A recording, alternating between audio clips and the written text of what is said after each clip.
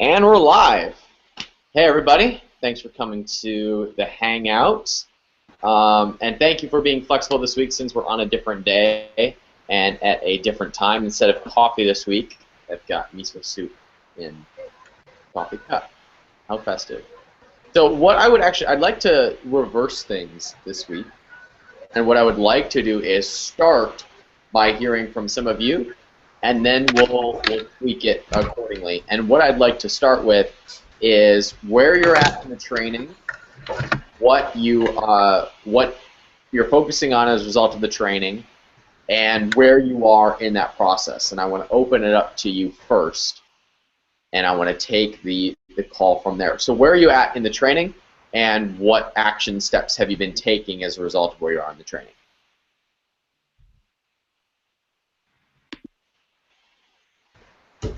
This is an open floor. Okay. Yo, how's it going? Hey, Kurt.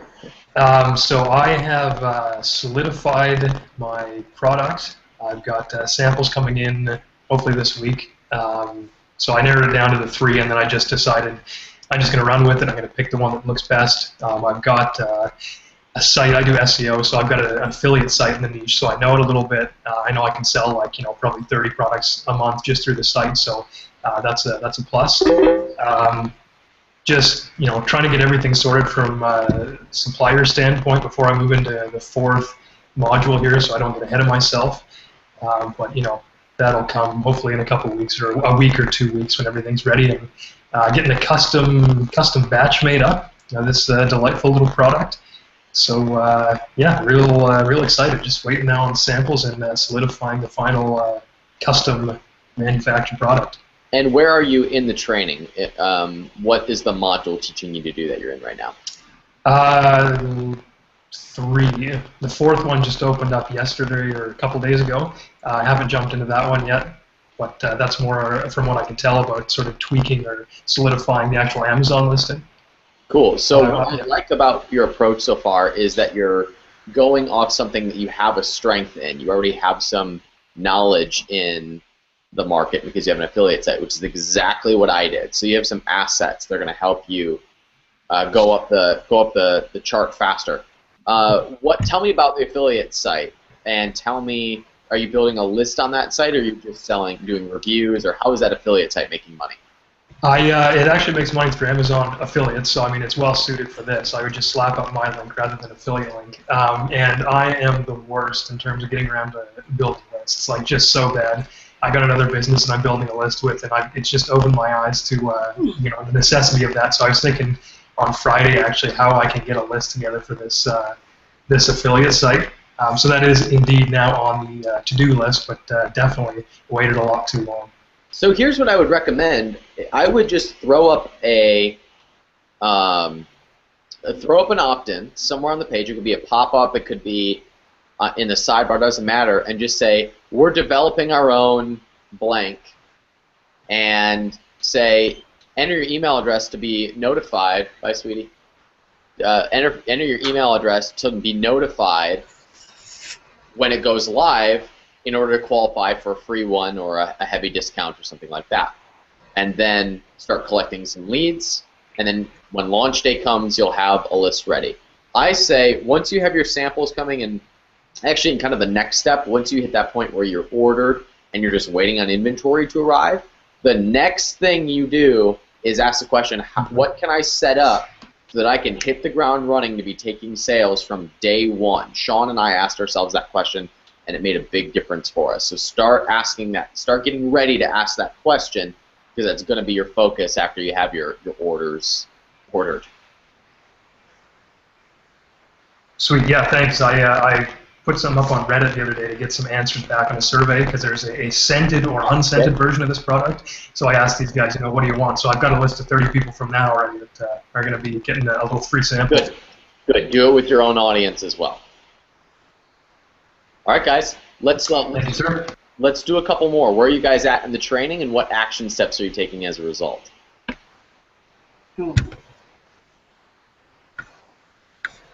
Yeah, this is Godson. Go ahead, Godson. Yeah, you're in module. I just finished the module 3. in the training. And for me, I have opened the Amazon account, and also because it took me a little bit time because of I'm in Nigeria. So I opened the account, and now I just contacted Catherine. So for the suppliers, just for her service, and also just want to use her service because it will be not easy for me. But the issue is just that my own product is a high competitive one, and I'm just trying to know how I want to start with that, and also know how I'm going to do about it. But there's something I got confused about along the line because they are talking about from the things I've been reading about in Tribe and also in the magazine, monthly profit, Amazon Profit magazine. They're just talking about branding. That's going to register in the brand register, and also knowing. I'm just trying to figure out many things about the branding issue, so that because I heard about hijackers and I all don't think those you other need to things. worry about you don't need to worry about that right now. Don't worry about that well until you have your products live and selling.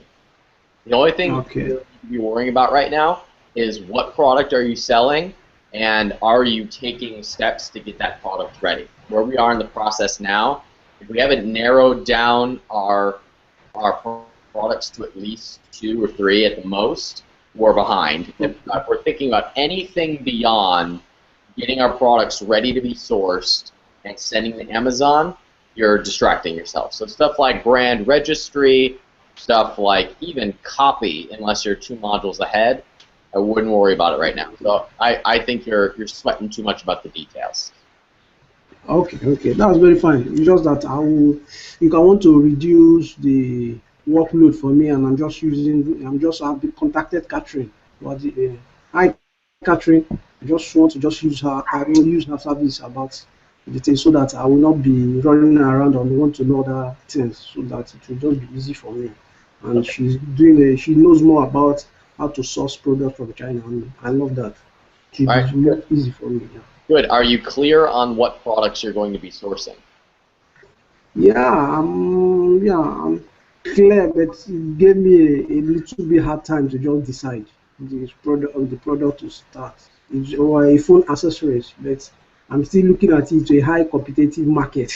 Yeah. But Very, yeah, very yeah, I competitive. don't, Then yeah, it's now, very let me. competitive. I want to interject here, Godson, because this is the case for anybody who's going into a market that is very competitive. You're going into one of the more competitive ones, and that market changes all the time. If you're going to go into a high competitive market, that's great. I recommend going into high competitive markets, but don't go in assuming that you can throw up an Amazon listing and it's just going to start selling. If you're going to go into a high competitive market, you're going to have to be aggressive. And that's cool. I love to be aggressive. I don't go into any markets where I don't have to be aggressive. But if you just have to know that you're going to have to play aggressively if you're going to compete in a very competitive market. Okay. But what are the things to recommend us to be very aggressive with your attempts? You're going to have to be Just bold with your attempts to get reviews. You're going to be okay. vigilant in the systems that you developed to get those reviews.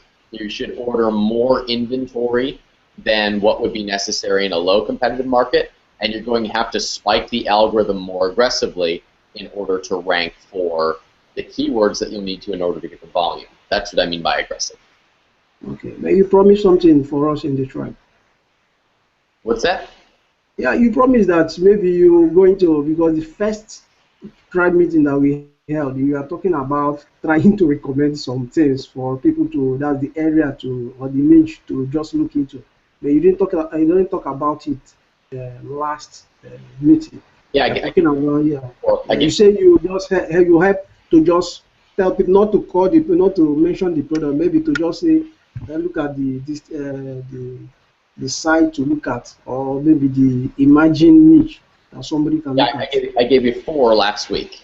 I gave you 4 Last week, market. I wasn't like, I wasn't in the time because I disturbed the meeting last time because of the microphone. Okay, I go didn't ahead. want I it. mean, the replay's up on YouTube. You can go ahead and rewatch that. We probably spent 20 minutes covering the markets that I recommend going into right now.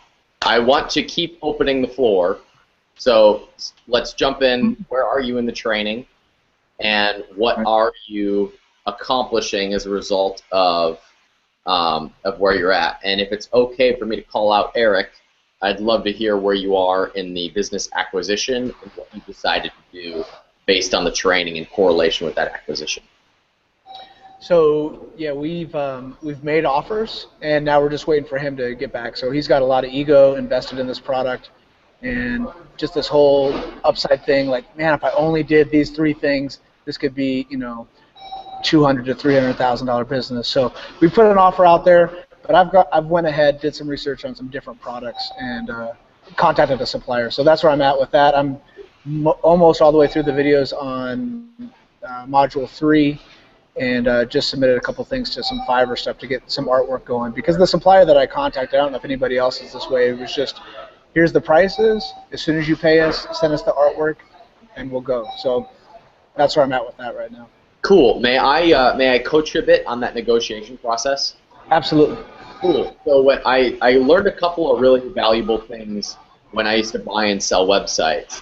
And one of the absolute rules that I recommend in the same position you're in, never, ever, ever allow negotiation based on price. And I think you recognize that. But if somebody says, I can do just these 2 or 3 things, get it up to $200,000 a month, that's irrelevant. That does not exist. That is like saying, if I approach that girl, I might be able to get her number. You ever not her number? No. Well, then everything you're talking about is fake. So, sure, you could do this, this, and this, but that is completely irrelevant. So the only thing that matters is the numbers that are currently showing up. Sean and I just turned like this, like Sean. Sean and I just, are selling Zen Active, and at one point we'll probably do all about Zen. The way they negotiated with us was the average. This is pretty standard, Eric. So you can feel free to feel this. It's the average of the last 12 months. Not of the best month, not of the last 3, average of the last 12. Now, we started the business, we took our first order 12 months ago. And guess what was in there? Our worst month ever, where we ran out of inventory, and we only had a few sales, and we barely lasted through Christmas. I mean, that was calculated in there. So. And then the months after where we had no inventory and we're rebuilding. So all that is calculated into the average of the last 12 months. And I'd caution you to negotiate any way differently. And certainly do not allow him to calculate future potential revenues into his All right, I appreciate that. Did you have anything as far as your inventory currently, and how did you price that, cost versus retail? Yeah, so they took, the 12-month average was calculated into the purchase price, and then on top of that, there was an addition of the cost of the inventory that we currently have. So if they were to buy out our inventory, what would it look like? Plus, they also added in the cash that was in the bank. So we keep the cash that's in the bank, we keep the cost of the inventory because that's an expense of ours, and then they pay us what basically the valuation of the business is, which is based on the average of the last 12 months. That's cool. Very good. Thank you. Cool. You're welcome. And any tips as far as, after you've contacted suppliers, do you want to get distracted with brand and artwork, or do you want to just keep going down in module 3? This is assuming you're starting a new business? Yes. Yes. Assuming you're starting a new business, yeah. If you've ordered stuff already and you want to start looking at logos and design and stuff like that, absolutely, you can start moving into that. Sure. Okay. Cool. Thank you. All right. So I want to bring up a question that came up on the chat here, which is, let me find it. Here we go. We have a large customer base from our eBay business, but our products are going to be in very different markets. eBay is women's fashion, Amazon will be pet products. Should we consider using the email list for coupon offerings for the Amazon product?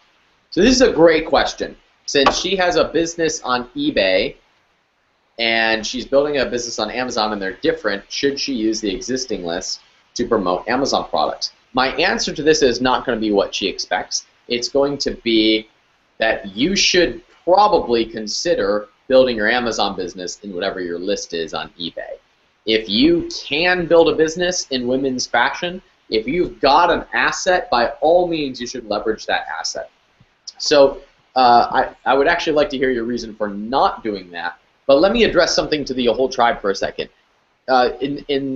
This is the same we discussed with Kurt. If you have an asset, if you have a launching pad, if you have access to some part of a market, by all means utilize that in your new business. If you don't, you're taking 5 steps forward in order to match up to where you are. You will build a business much faster if you have some sort of asset that you can use to launch off of that into your existing business. So if you have those assets, take those into strong consideration. And that could be who you know that has a list, who you know that has a blog. If you have a blog, if you have traffic, if you've got a list somewhere, if you have a product somewhere, if you've got assets, please use them. When your product hits Amazon, all we're going to be thinking about is sales and reviews. That is all we're going to think about. In fact, I've been in this business well over a year, do about $250,000 a month in my best business, and that's still pretty much all we think about. Is how do we get more sales and how do we get more reviews?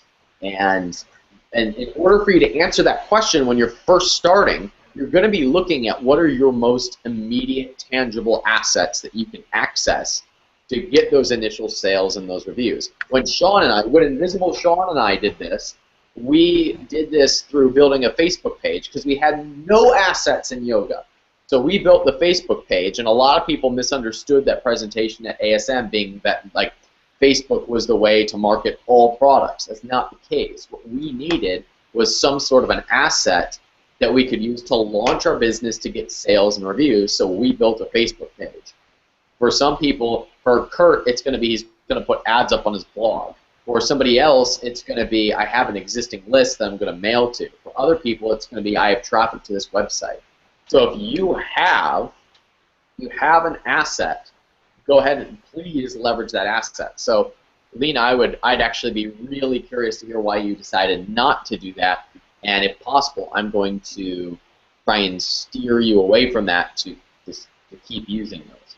I'll take one more question from the chat, and then we'll bring it back to the discussion here. This is a good one from Peter, and he says, I've got samples from one supplier, I'm awaiting samples from another.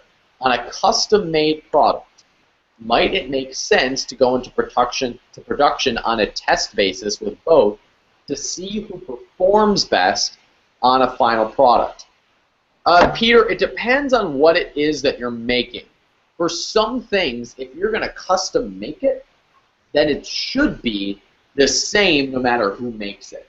It wouldn't hurt, though, to test 2 different people to see who creates it faster, because that is going to be relevant later. So if you've got the funds and you're willing to do that, I do think it's a good idea to see communication styles, to see how fast they get things produced and shipped. You would not want, however, if you're ordering 100 units from both, you would not want to send them both to Amazon, because then you might have 2 different products sitting in inventory in Amazon, which you don't want. But if you're getting samples, sure, go ahead and get both of them to supply and compete with one another, compete on price, by all means do that. All right, let's switch back over to the floor here. I want one more person to tell me where they're at and what action steps they're taking as a result of where they are on the journey. All right, Ryan. Excuse me. Ryan, this is James. The last time we talked, I was telling you that I actually ran out of stock, and we were getting stock back in. So stock is back, and we're climbing back up the rankings right now. Initially, I was doing between 25 to 30 sales a day, but now that we're restocked, we're probably in the 10 to 15 sales a day right now. So what I did just recently, actually a few days ago, I created a 10% coupon to put on my listing, and today I'm back about 15 sales.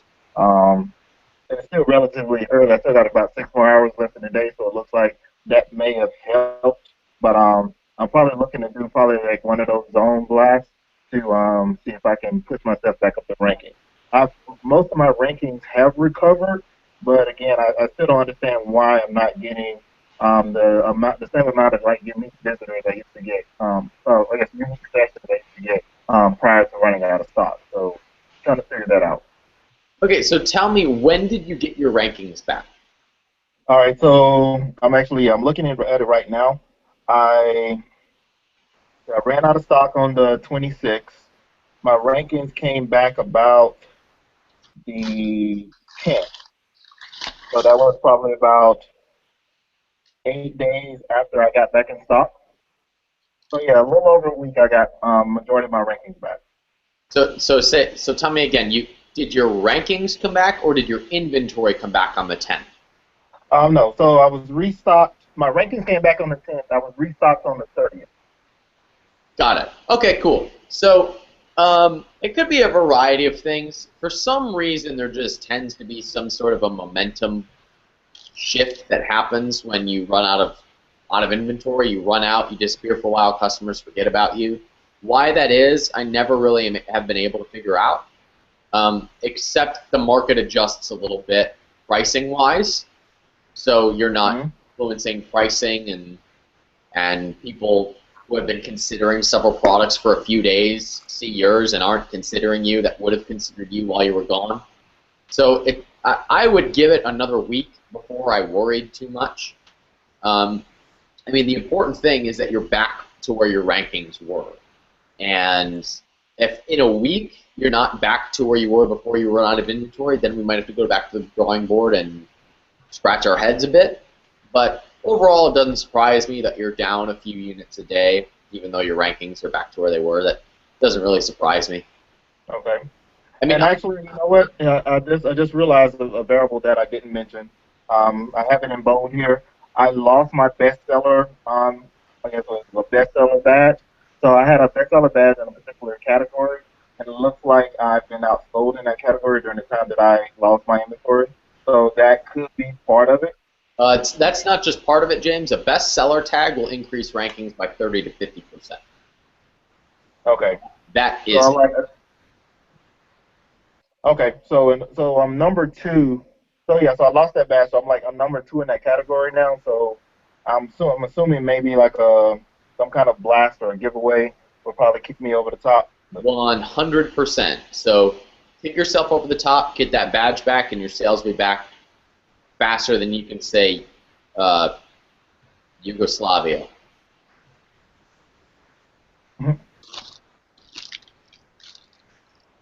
Know what I mean, James? Yeah. You know where Yugoslavia is, right? A long way away.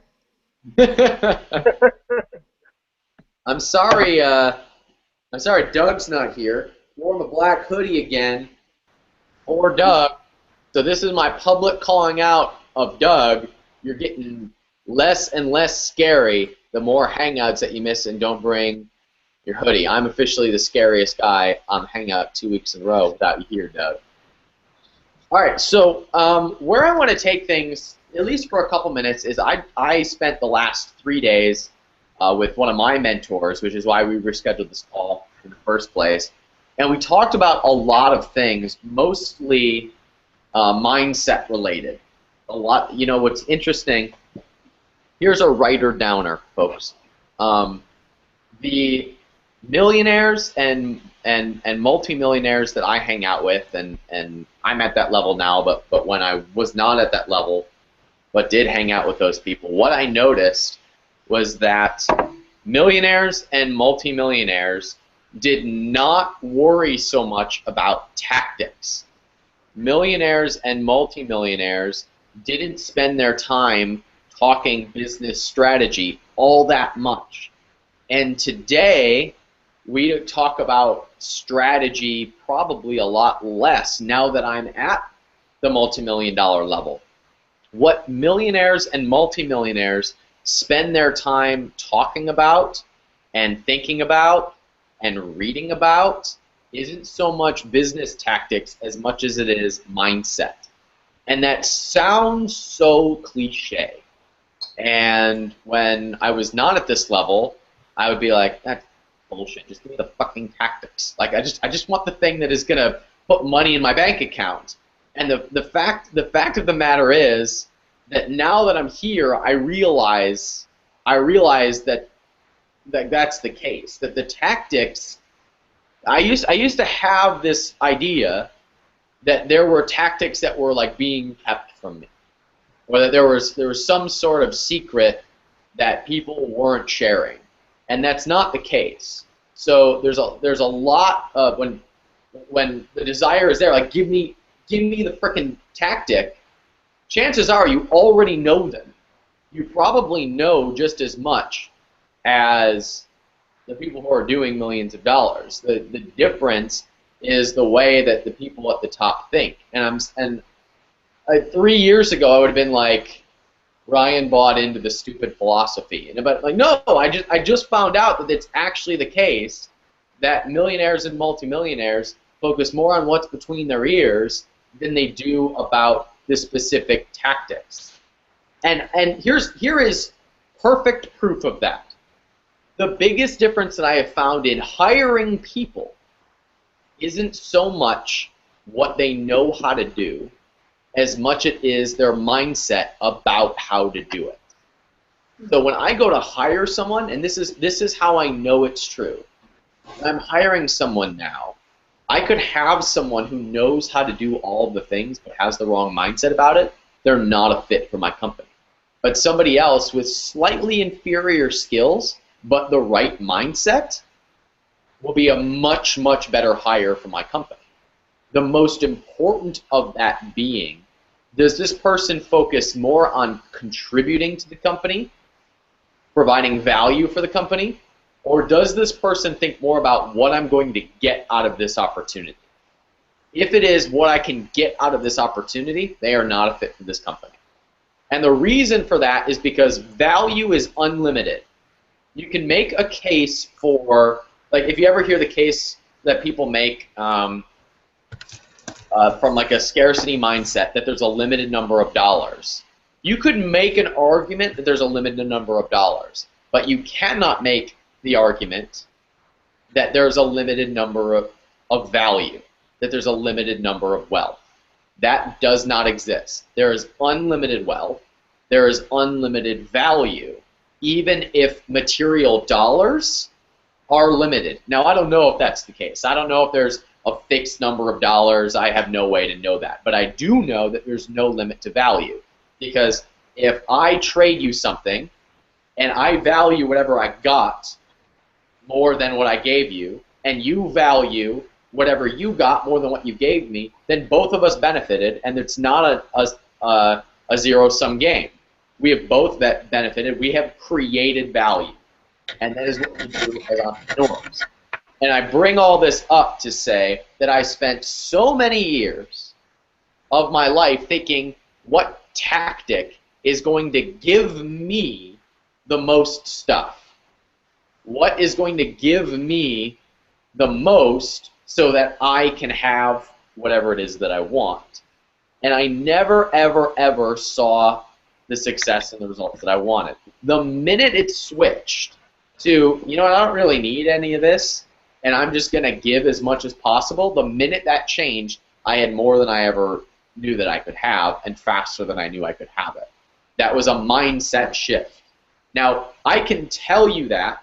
I could tell you tactics of the abundance mentality, but that wouldn't do anything for you. It's a mindset shift that happens that really makes the biggest difference in one's success. So what I'd like to do for a couple of minutes, and then we can just take it out for either Q&A about this, or we can do it about ASM training.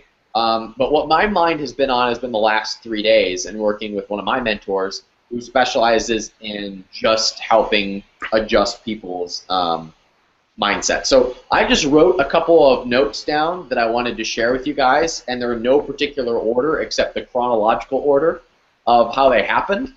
And I just want to share them with you, and if you get something out of them, great. If not, you know, take the ones that you do find value in. The first was an exercise that we did. My mentor is a black belt, and his first business was a I just saw that Doug put in the chat box that he's watching on the chat. Doug, are you wearing a black hoodie? I hope you're scaring somebody today. The first exercise that I did with my mentor was we had someone hold a target, a padded target, and we had not boxing gloves but like fighting gloves on. And our goal, we had one objective, and it was to hit the target with our fists, back and forth, as hard as we could. That was our only objective. The only thing in the way was there were two dudes on either side pushing you, slapping you in the face, punching you, pulling at your arm, slapping you in the head, and all you had to do was keep hitting the target. And an interesting thing happened because you're hitting the target, and you're getting hit in the face, and people are pushing you, and they're tickling you, they're trying to make you laugh, and you just have to keep hitting the target. People are pulling at your arm. One guy tackled me. Get back up, keep hitting the target. After a minute, you're exhausted, but you don't think about all the obstacles that are being put in your way. You think about, how do I hit the fucking target even harder? How do I get everything out of my way so I can keep hitting the target?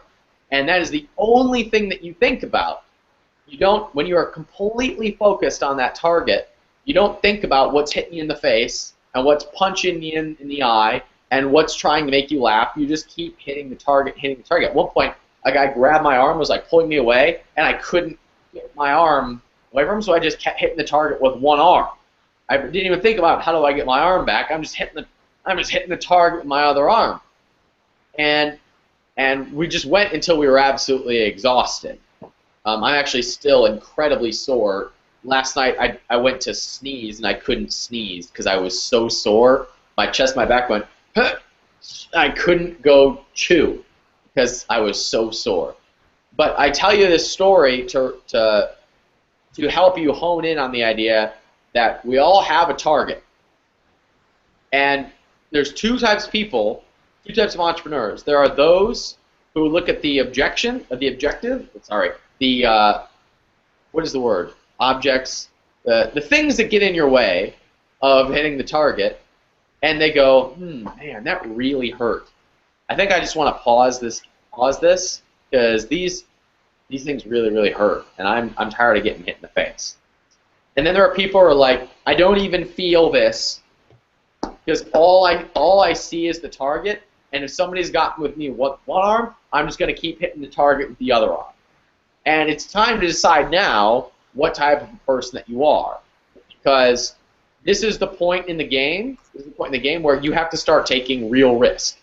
It's one thing to join a program with 30 or 60-day money-back guarantee or whatever. That's the easy part. The hard part is ordering inventory and putting yourself out there for rejection. Or in Eric's case, buying a business. Or actually ordering a sample from a supplier. It's a completely different type of risk because all of a sudden your butt is on the line. If you order a product and you don't make, and you fail, what's the language you use? It didn't work. That's what everybody says. It didn't work. When the reality is the people are using the exact same tactics. There's millionaires using one tactic, and there's poor people using the same exact tactic. What's different? One person's getting beat up by the objectives. That's the word, right? Objective? Is that the word for things getting in your way?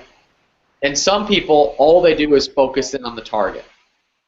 So it's time. This is the point where you have to start taking risks, and you either go in obstacle. Thanks, James. You can either go in knowing you're going to get hit in the face, or you can go in hoping you're not going to get hit in the face, and when you get hit in the face, go, don't want to do this. And they are completely different mindsets. Most entrepreneurs think that once they get in the ring, they're not going to get hit in the face. But the truth is, the people who win are the people who get into the ring, know they're going to get hit in the face, and they keep going anyway, because all they see is the target. That was the first thing I wanted to share with you. The second thing was a interesting quote that my mentor said, almost offhand, and he asked the question, do you think that life I'm sorry, do you think that happiness is a natural state, or do you think that happiness is something that needs to be earned? And those of you in the chat box and those of you who are watching, I would like to hear your vote on this. Do you think that happiness is a natural state that gets covered up programming and all we need to do is unravel that? Or is it something that we don't have that we need to strive for in order to get? So in the chat box, I would like to hear that. And for those of you on the call, go ahead and put that in. Eric says naturally have. Joe says naturally have. Okay. So far, all universal or natural state. And that was my answer as well. And he made the exact same argument. And he mentioned, this is his quote: life is supposed to be fun. Life is supposed to be enjoyable. Life is supposed to be relatively stress-free. And all of the stories and stresses that we feel on a regular basis are usually stories that we have in our head. They're usually meanings that we're putting on things. So something being hard, something being stressful, something being difficult is not necessarily what it actually is, so much as the story that we're putting on it. The truth is, the only real meaning is the meaning that we put on things. So this is stressful because of whatever I'm concluding as a result of it being a challenge or being something new, which I thought was really interesting. What else? This was a good one. This is one that I asterisked really, really big. He said, a powerful thought, the only difference between a powerful thought and a thought that passes is the amount of time that it is sustained. I thought this was really interesting. So a powerful thought is one that is sustained, one that we hold on to for a long, long time. That is what a powerful thought is. I'm debating if I should tell you the example because it's a little bit gruesome. There was someone who was, I'll give you an abridged version. There was a priest who was convicted of a heinous crime. And right before he was, I think it was the night before he was to be executed, they were interviewing him on TV, and they said, "What happened? Like, why did you do this?" And he said, "You know, I never thought I would be the type of person that would do this.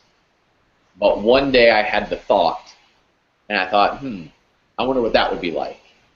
And then a few days later, he had the thought again, and it stayed a little bit longer.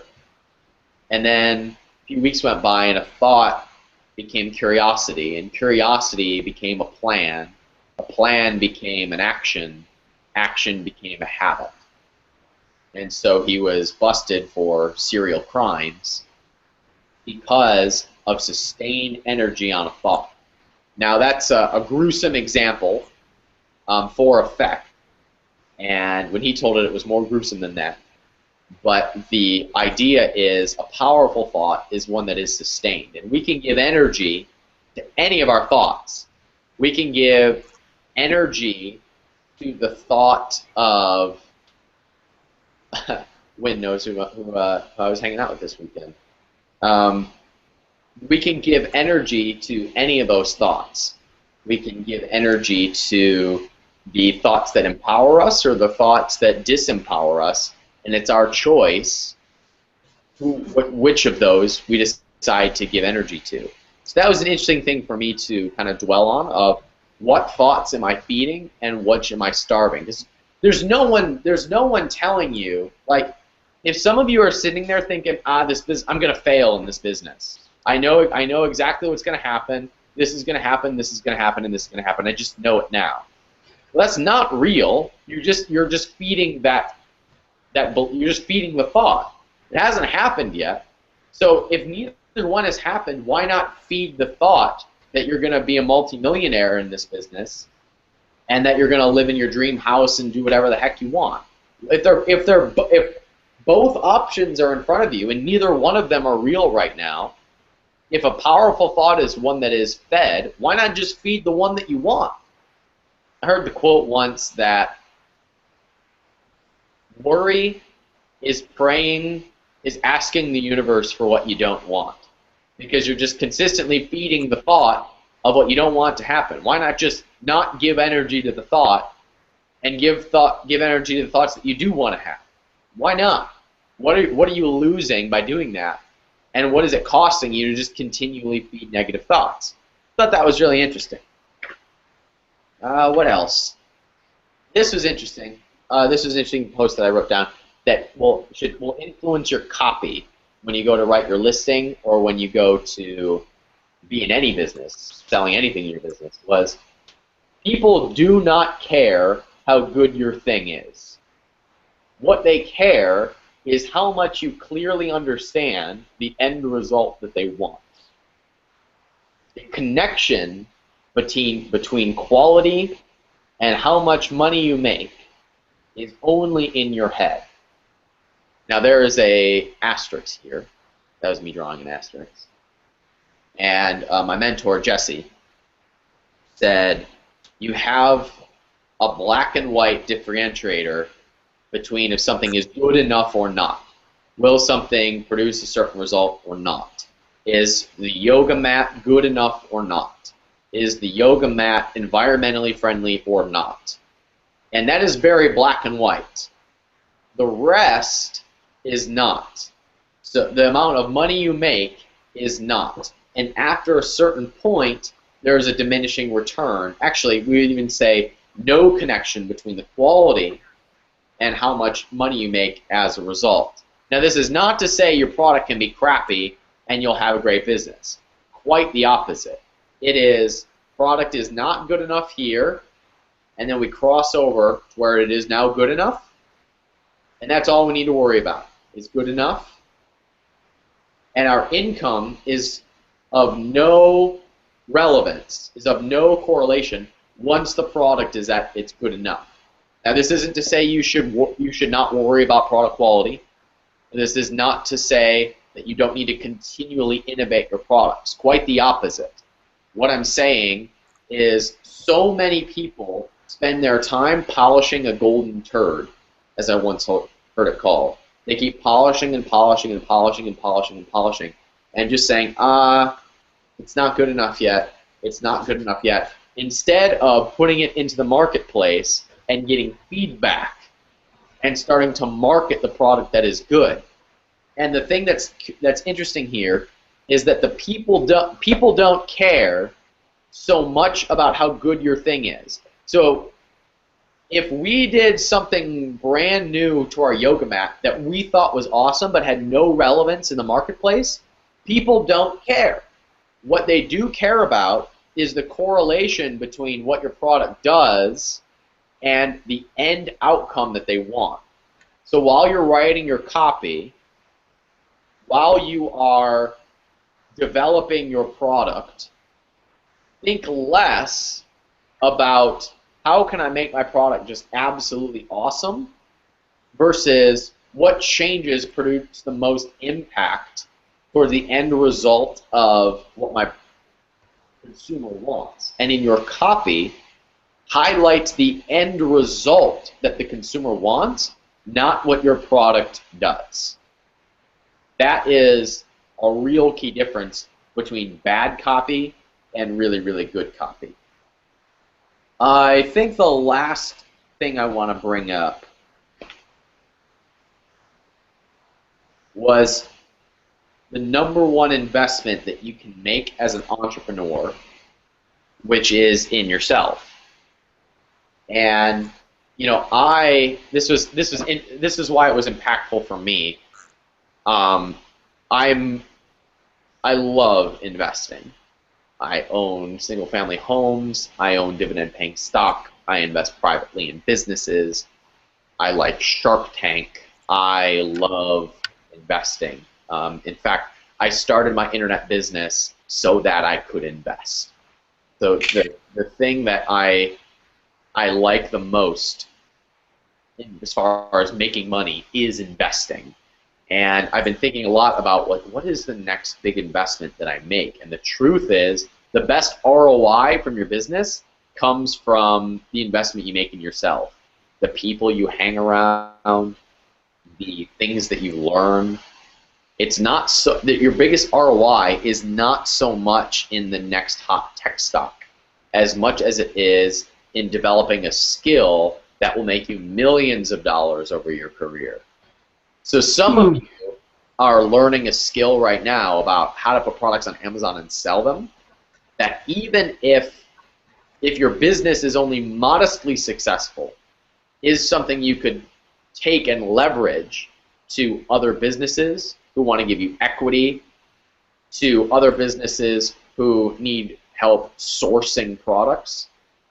There are skills that you develop that make you a more valuable person to the marketplace, not more valuable in the sight of God, not more valuable in your community, but more valuable in the marketplace. And those types of investments bring the highest ROI. I need to plug my computer in, so forgive me while we go on a little field trip together. And while we're going on this field trip, I would like to hear your feedback or any questions that you have about either what we've talked about or the actual training itself and moving forward. So this is me turning it back over to you now. Hey, Ryan. Yeah.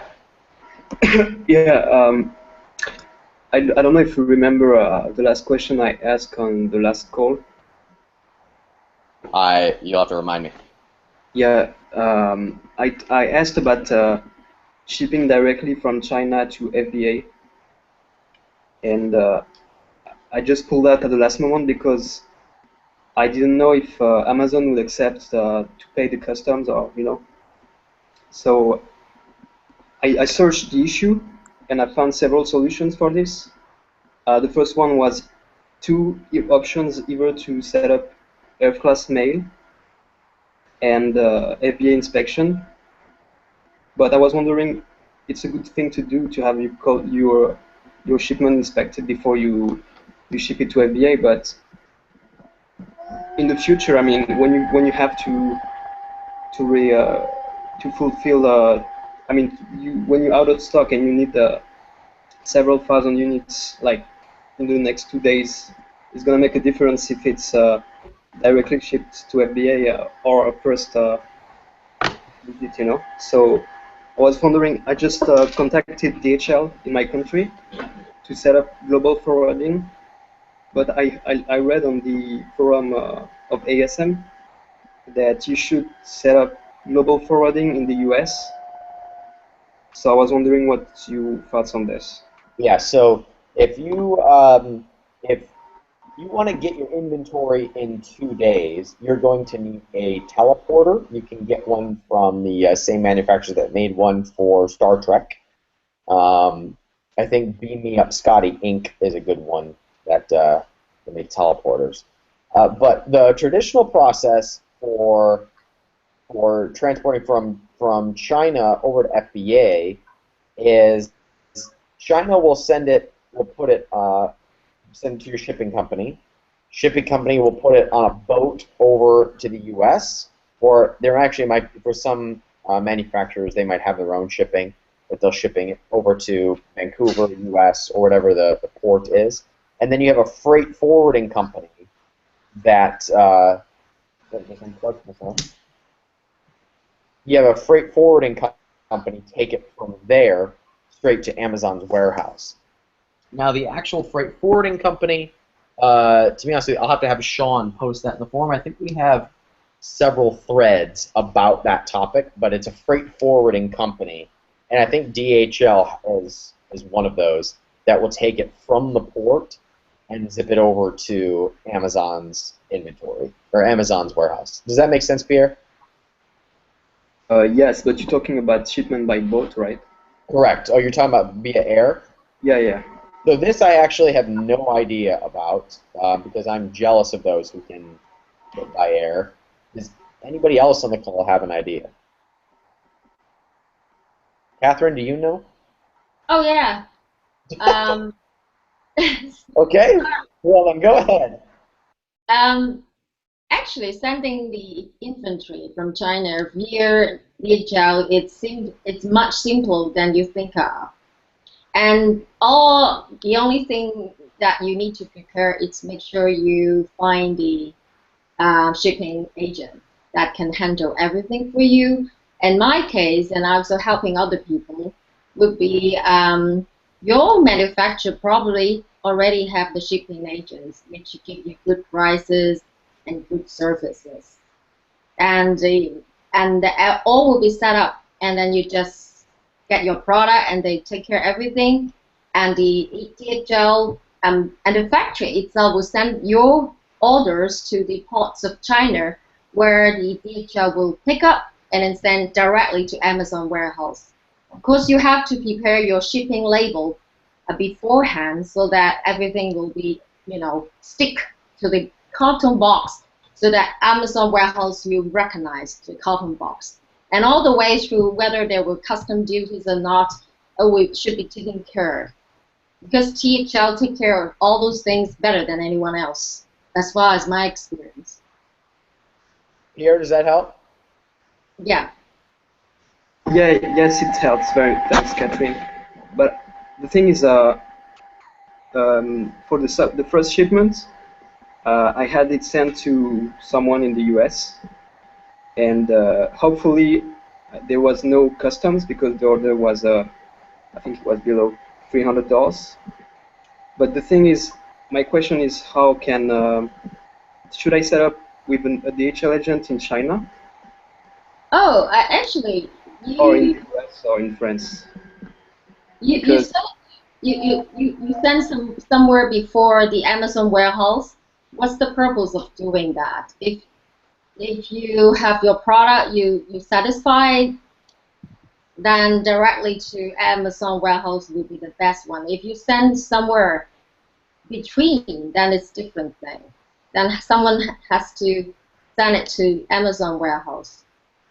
That is different from what I did. Yes. Yeah, because the issue, I've not seen anywhere someone telling Amazon refuse my product, so I figured out like it must work to ship directly from DHL to FBA. But the thing is, yes, if you need to have an account first, because if you don't have an address where DHL can bill the invoice of the duty and the customs that they collect from the US, I mean, who's gonna pay? That's what I'm talking about. So that's my question. That's Pay for the custom or any yeah, for the customs, because someone has to pay for the customs when they get in the US. I always had that issues when someone asks, but don't worry. Yeah, it nerved me as well. But you just tell the shipping agent, you just tell the shipper, your factory, that DHL will take care of it, and they just make things more complicated than it's used to be. Yeah, my factory always told the same thing. Oh, asking me, okay, I will calm him down. No, don't worry. Send to the warehouse. It will be taken care of. Those are the minor details. We will just dramatize the whole process. They take care of it, and then you reimburse them via your invoice, correct? Yeah, it should be. Yeah, they will always be so nervous about that. But don't worry about that. We will be taking. They handle it as the shipping companies. Yes, and yes. Then you reimburse them when they invoice you. Absolutely, yes. Done. Did that answer your question, Pierre? I'd ask to give you a thumbs up, but you're just a crazy number. So, sorry? Make a grunt noise if that helps. You hear me? I can hear you fine. Yeah, I just said yeah. So so it's the manufacturer who takes care of this, or the shipping? The shipping related to manufacturer. You ask the manufacturers to talk to the shipping agent that will be reimbursed when there are any custom duties happen. Okay, but I first need to set an account first, right? No, the factory has the shipping account. You don't need to have any account. You don't need someone has the account. You are not the one to open any account. You just use the service. You just pay the money and that's it. Okay. Yeah. Thanks. Cool. All right, let's take a couple more. Who else would like to ask a question about the training or anything we talked about today? Hey Ryan, can you hear me? Sure can, Jimmy. Hey, how's it going? Actually, Jimmy, since Pierre didn't do so, in order to ask your question, you need to make a grunt noise. Ugh. Good, good. Now you can ask your question. Yeah, I'm a ASM3 guy, but I do have a question because I am launching a second product as to what would be the best on keywords, kind of keyword selection. So to give you a little bit of background, I do about 10 to 12 units a day. So looking to perhaps double that with my new product. The question I have is about keyword selection. I have about 5 or 6 different keywords that, thank God I'm actually ranking on the first page for. So doing well on that, and they are moderately competitive keywords. My question is, should I focus more on those to get those more to number 1, number 2 versus the 4, 5, 10 that I am right now? Or should I try to bring in other keywords to ultimately, I guess, increase sales? This is on your existing product? Yes, that's correct. So the one that I currently have prior to this other launch, I'm just trying to get everything kind of squared away and do best practices if I can. If you're ranking on 4 and 5 for your existing keyword, where does that put you as far as sales rank in your category? Right about 3,000. Sorry, So, in your micro category, your subcategory. For example, my girlfriend sells cat scratchers. She probably ranks number 6 for the keyword, and she's number 5 for cat scratchers total. Of all the cat scratchers, select number 5 and it says. Where would you be? Where would you be as a result? You're ranked number 5 keyword-wise. Where do you rank for your products in that? 7 or 8. 7 or 8. I mean, it's been as high as 15, but recently it's been about call it 10, maybe the 10 range. Okay, cool. So if you're ranking about 4 or 5 on a couple different keywords, and that product rank, like you're talking about, is right about 10, let's say. Okay, cool. So ranking number 1 is probably not going to make a huge difference between ranking where you are and ranking at number 5. That is not what's going to make the biggest difference. There's something else in there about your product or your listing that is going to make a much bigger difference than your keyword ranking of number 1 versus number 5. If you have the 10th number, getting more reviews will probably do more than ranking a few positions higher in Amazon's algorithm. Getting a number 1 bestseller tag will do more than ranking number 1 for that keyword versus number 5. Now, if you were on page 3, I would say going from number 1 to page 3, that's a big difference. Number 1 and number 5, there might be a difference. It's not a huge difference. So to answer your question very specifically, you will do more ranking for a new keyword if it's a big enough keyword than you will going from position 5 to number 2. I can tell you that much. But there's probably something else that will make an even more meaningful impact than ranking for more keywords. Because if you can get your sales up, then ranking for other keywords will be really, really easy, and you'll have a snowball effect. I'd be curious what else on your listing you can improve. My guess it's reviews. Where do you use your quantity of reviews compared to the guys who are number 2 and 3 and 4? They're at 200-300 kind of range. I'm about at 75. Okay. So it is a newer product, and I'm trying to get to that 100 kind of mark, but I'm not quite to where they are. Okay. So my guess is that is going to make a much bigger impact than moving up a few spots in the rankings, but in the keyword rankings. I think your sales rankings will go up more by other factors like your copy and your images and your reviews than a few spots. But forgive me for belaboring the point, but to answer your question specifically, ranking for an additional keyword will give you more of a bang than ranking for the same keyword but a few spots higher. Unless you are on page 2, bottom of page 1. Once you're in the top 5, you've done pretty much all you can do. Getting number 1 is nice, but it's not going to be a huge difference. There'll be a difference, but not a huge difference. Okay, very good. Thank you. Cool. Let's take one more. And actually, I lied. Let me look at the chat. Where did the chat go? I lost the chat. Let me pull up the chat, and then we'll take one more.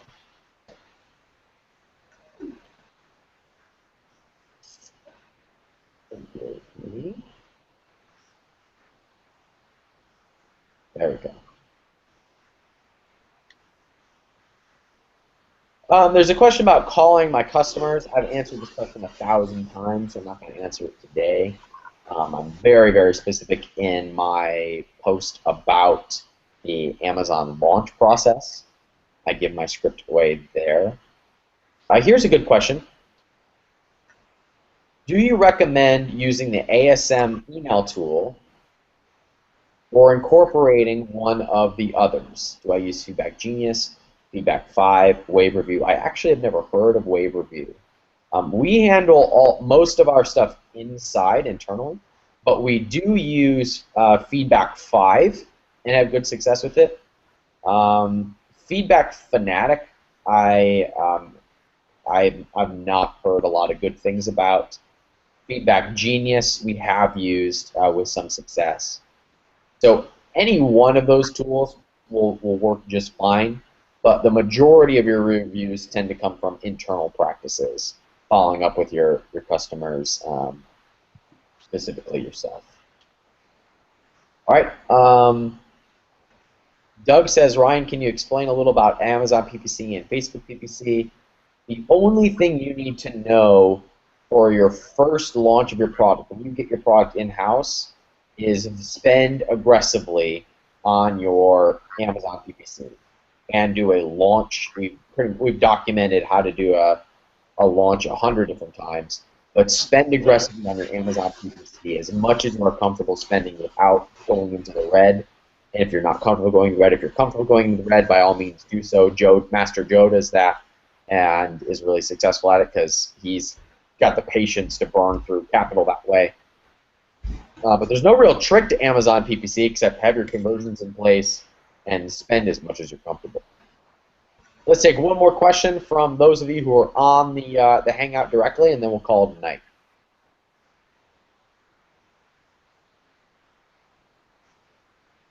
No? Hello. Go ahead, Godson. Yeah. Yeah.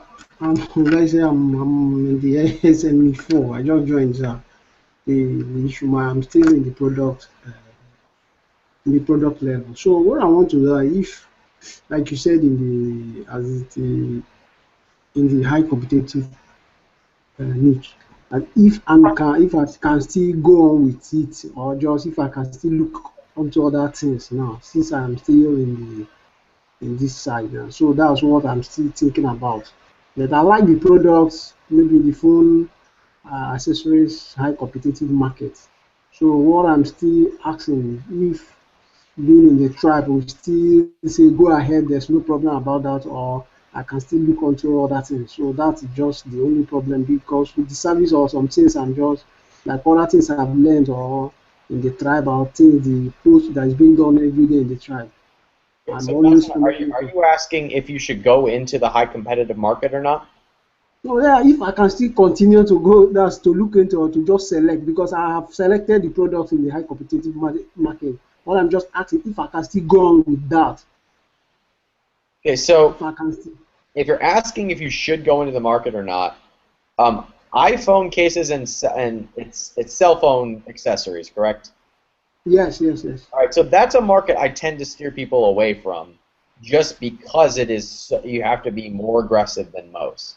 Now, if you're willing to be aggressive in that market, by all means, please do so. By all means, go into this market.